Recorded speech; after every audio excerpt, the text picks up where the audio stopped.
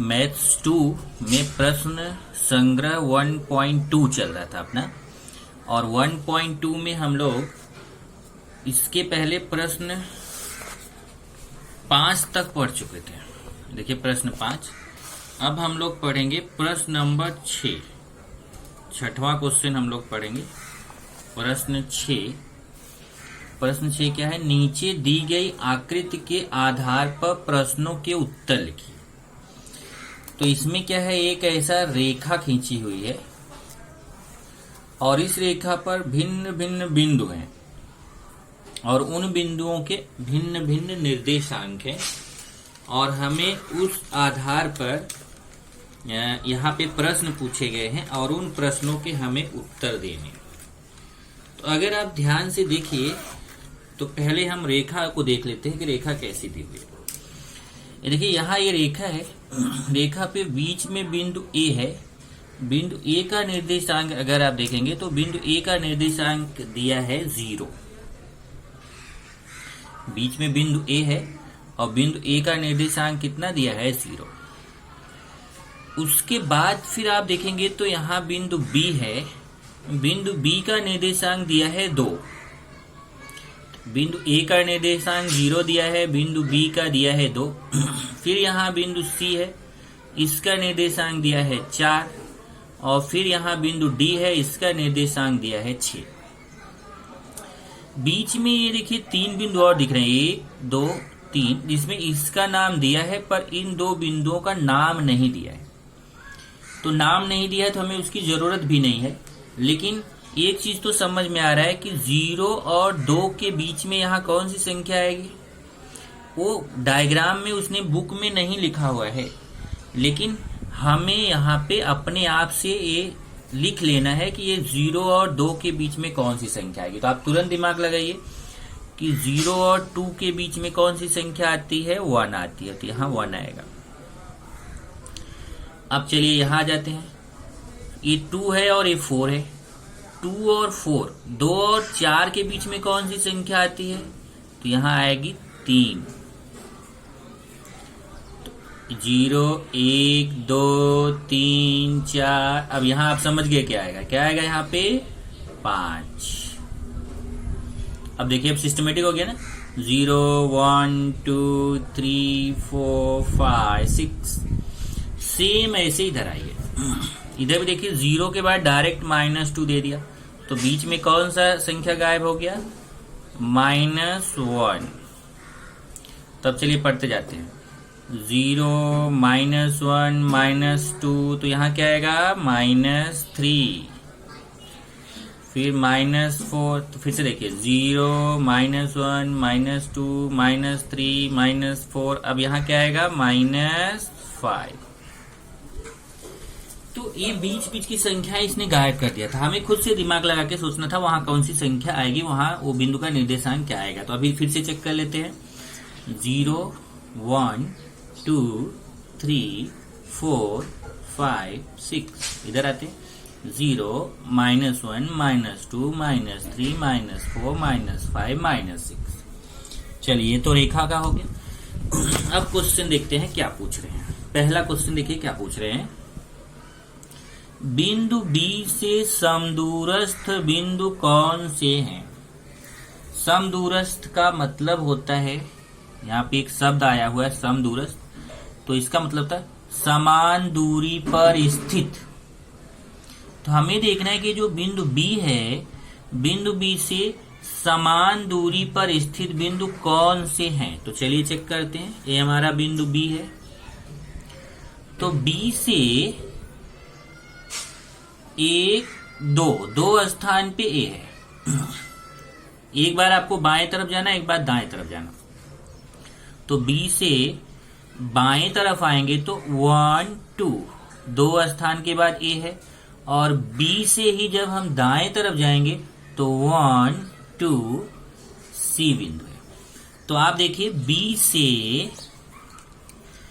से जितना दूर A है बाएं तरफ, B से उतनी ही दूरी पर C है दाएं तरफ। देखिए B से 1 2, 2 दूरी पर A है, तो B से 1 2, 2 दूरी पे C है, तो बी से जितनी दूरी पर ए है बी से उतनी ही दूरी पर सी है। तो एक उत्तर हो गया। देखिए एक उत्तर लिखा है बिंदु ए तथा बिंदु सी, मतलब बी से ए जितनी दूरी पर है उतनी दूरी पे सी, तो उत्तर हो गया बिंदु ए तथा बिंदु सी।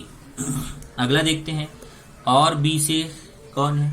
अब चलते हैं यहाँ बी से, देखिए 1 2 3 4, बी से चलना शुरू करिए। देखिए यहाँ से 1 2 3 4, 4 दूरी पे कौन है बिंदु पी। इधर चलते हैं, इस तरफ चलते हैं बी से 1 2 3 4, 4 दूरी पे कौन है बिंदु डी। तो बी से 4 दूरी पर बिंदु पी है और बी से ही 4 दूरी पर बिंदु डी है, मतलब बी से जितना दूर पी है बी से उतना ही दूर डी है। तो एक उत्तर हो गया बिंदु पी तथा बिंदु डी। तो हमारा 2 उत्तर आ गया। क्या क्या आया, बिंदु बी से समान दूरी पर बिंदु ए है और बिंदु सी है। एक उत्तर हो गया बिंदु ए तथा बिंदु सी। दूसरा बिंदु बी से समान दूरी पर बिंदु पी तथा बिंदु डी, बिंदु पी तथा बिंदु डी। अगला क्वेश्चन, बिंदु क्यू से समान दूरी पर बिंदु क्यू से समदूरस्थ बिंदुओं की एक जोड़ी लिखिए। दूसरा क्वेश्चन, अब इसमें देखिए बिंदु बी से समदूरस्थ बिंदुओं की जोड़ी, यहाँ तो हमने 2 उत्तर लिखा लेकिन यहाँ उसने बोला केवल एक ही उत्तर लिखिए। बिंदु क्यू से समदूरस्थ बिंदुओं की कोई एक ही जोड़ी लिखना है। अगर 2 जोड़ी है 3 जोड़ी है तो भी आपको केवल कोई एक जोड़ी आंसर लिखना है। चलिए चेक करते हैं। अब हमें कहाँ से देखना है, बिंदु क्यू से। यहाँ पे हमारा क्यू है, एक क्यू है। क्यू से जितनी दूरी पे एल है उतनी ही दूरी पे यू है।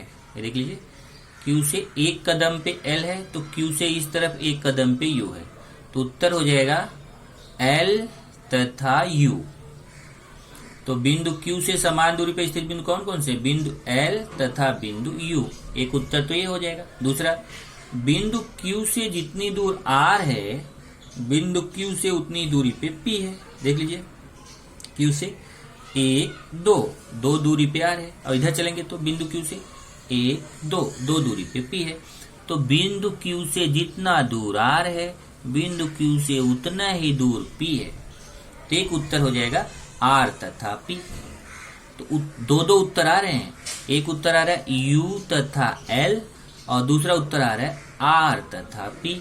लेकिन आपको इन दोनों में से कोई एक ही उत्तर लिखना है। तो देखिए मैंने यहाँ पे कौन सा उत्तर लिखा है, बिंदु क्यू से समदूरस्थ बिंदुओं की एक जोड़ी बिंदु आर तथा बिंदु पी लिखा है। मैंने कौन कौन सा लिख दिया, बिंदु आर और बिंदु पी। लेकिन अगर आप उत्तर लिख देते हैं बिंदु यू तथा बिंदु एल तो भी आपका उत्तर सही है।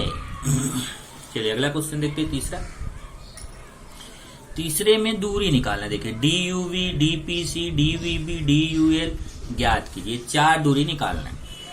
तो आप जानते हैं कि दूरी निकालना आपने सीख लिया है। 1.1 में खूब सारा दूरी निकाला था और 1.2 में भी पहले क्वेश्चन में निकाला था। तो जरा देखते हैं क्या होता है दूरी निकालने का सूत्र। दूरी निकालने का सूत्र होता है, चलिए पहले पहला वाला मैं निकाल रहा हूँ, डी यू वी।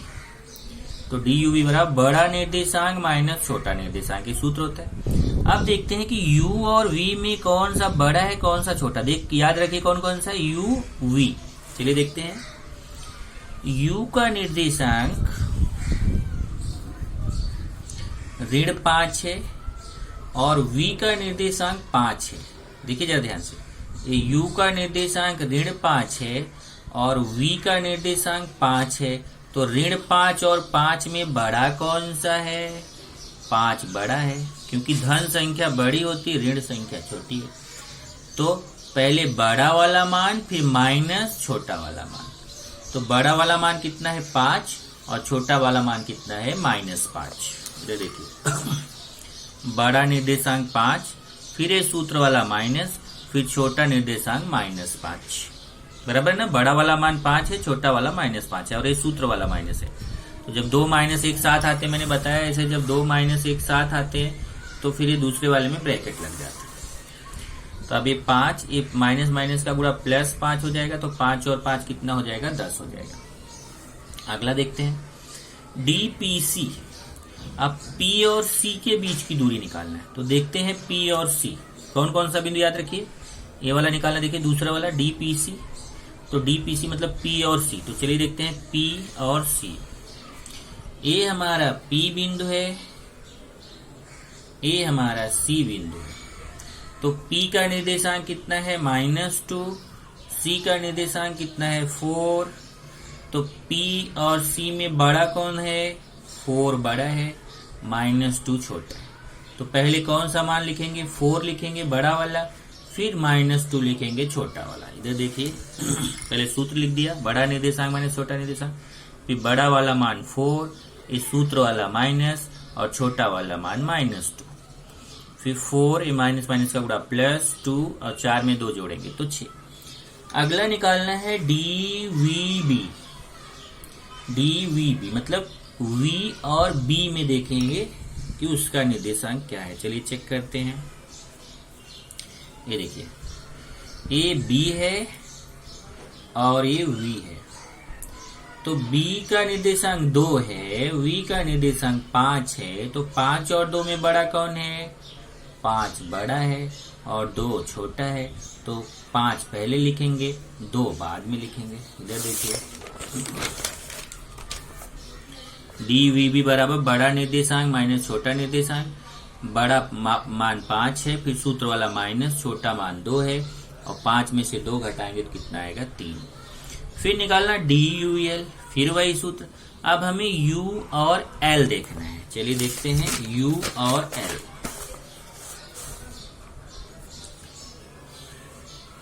ये देखिए यहाँ है, ये U है और ये L है, दोनों दिखा रहा हूं मैं। U का निर्देशांक -5 है, L का निर्देशांक -3 है, -3 और -5 में बड़ा कौन है। तो बहुत सारे विद्यार्थी बोल देंगे कि -5 बड़ा है, बहुत सारे लोग हंसी आ रही होगी कि नहीं -5 बड़ा नहीं होता, लेकिन बहुत लोगों को लग रहा है कैसे कैसे -5 ही बड़ा होना चाहिए।